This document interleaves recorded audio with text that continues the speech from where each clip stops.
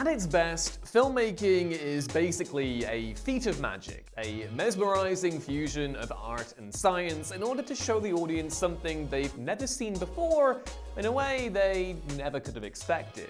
And thankfully, we live in an era where just about every movie has a ton of behind-the-scenes footage which the cast and crew will eagerly share. And so, we've been given extensive insight into how these crazy scenes came to life. I'm Ewan, you're watching What Culture, and here are 10 genius ways recent movies pulled off insane scenes.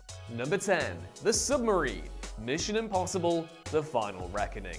Honestly, picking just one insane scene from the most recent Mission Impossible ain't easy. But the most technically challenging scene in the movie must surely be the sequence where Tom Cruise's Ethan Hunt enters the sunken Russian submarine Sevastopol to retrieve the Podkova module. The scene was shot in a massive water tank set which took 2 years to build and more than 15 days to fill with water. Also, due to the submarine being scripted to move around during the sequence itself, it had to be mounted on a bespoke 1,000-ton steel gimbal, allowing it to be mechanically rotated and have Tom Cruise react accordingly. And the torpedo props, which are flung in Cruise's direction, their weight was equivalent to real weapons to ensure they traveled through the water in a believable way, creating a genuine safety hazard for Cruise while shooting, further compounded by poor visibility underwater, making it easy for the crew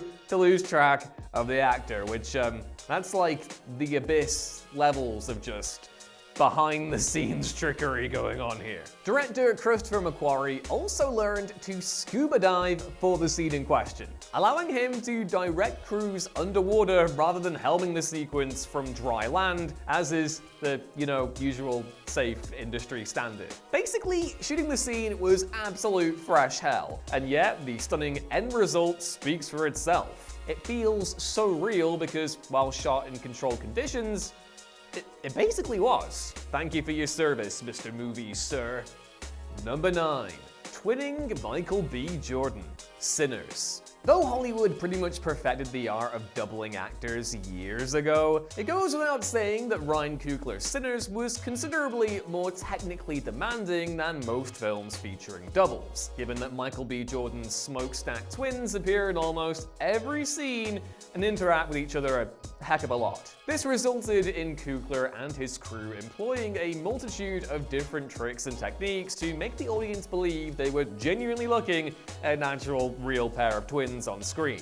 For shots where the camera is still and smoke and stack have limited interactions, simple split screens were used, while for more complex camera movements, a motion control rig was used to create a repeatable camera motion, allowing takes with Jordan portraying each character to be blended together. For shots where takes couldn't be blended together, Jordan's face was digitally superimposed over a body double, requiring him to wear a shoulder-mounted camera rig called the Halo rig, which contains 10 cameras to create a comprehensive 360-degree capture of Jordan's facial expressions. The combination of all of these techniques adds up to an end result that's impressively seamless, allowing the audience to entirely buy into the illusion that Smoke and Stack are a pair of living, breathing characters.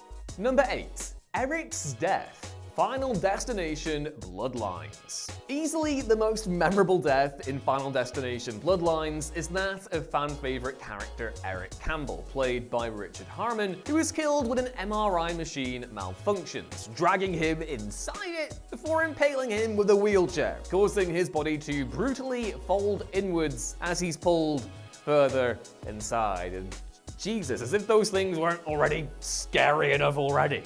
It is such an insane death that you'd surely assume the bulk of it was left to VFX artists to figure out, but this actually wasn't the case. As some terrific behind-the-scenes footage reveals, Eric's death was achieved with a significant practical component. Actor Richard Harmon was suspended in the air with wires while the lower half of his body was tucked inside the MRI machine. And a stunt performer was also laying down inside the thing with their legs dangling out, giving the impression that we were looking at a single person being folded in half by the wheelchair. Surprisingly enough, the wheelchair was also a practical element, and though the gory outcome was of course enhanced in post, the nuts and bolts of the scene were impressively pulled off in camera. You love to see it, or not if you have a terrifying fear of MRI machines. Number 7. The Flamethrower, Ballerina. By far the most memorable set piece in Ballerina sees Ana de Armas's Eve engaging in a flamethrower battle with an assailant, which results in a whole host of bad guys getting all my impression of a guy being set on fire. Even accepting the John Wick franchise's penchant for practical stunt work, some of these burns last long enough that nobody would have blamed the team for employing a helping hand from digital VFX. And yet, every single burn we see in the movie was done for real. Yeah. Pyro stunt experts were brought in to oversee the shoots, with a new fireproof gel being created to protect the stunt persons for a longer time. As for the flamethrowers themselves, the production had different models for different parts of the sequence. Some were loaded with fuels of varying flammable properties, and one flamethrower was even packed with a pollen-like flammable powder for short-distance bursts. Ultimately, 187 full or partial burns were completed in 8 days, with the team reporting no accidents at all. Muy scorchio. Number 6. Anora's Breakdown, Anora. Unlike every other film on this list, there wasn't any special effects wizardry involved in accomplishing the mesmerizing and emotional climax to Sean Baker's Best Picture winning drama, Anora. In the final scene, Mikey Madison's character breaks down sobbing in the arms of Russian henchman Igor, played by Yura Borisov, effectively the only person throughout the story to show her genuine kindness. Though the Best Actress Oscar was Madison's to lose before this stunning final display surely clinched her the gong, and Madison prepared for it in a highly unique way. The actor was dreading the scene the weeks leading up to shooting it, knowing how emotionally demanding and pivotal to the film's ending it was, and in order to put herself in an appropriate headspace, turned to something deeply personal from her own life. Madison listened to a voicemail from her father, the private contents of which she hasn't disclosed before filming the scene, as provided her the extra push to give 110%. To say it worked is, well, quite the understatement. Number 5. The Face Worm, Until Dawn. One of the more memorable gross-out moments in the recent adaptation of video game Until Dawn is the scene where a worm is shown to have burrowed into the face of protagonist Clover, played by Ella Rubin. It's a pretty gnarly moment, albeit one that seems relatively trivial to pull off in post-production with a little help from our friend CGI. But director David F. Sandberg, a fan of practical effects who got his start making no-budget horror shorts, opted to do most of the heavy lifting the hard way.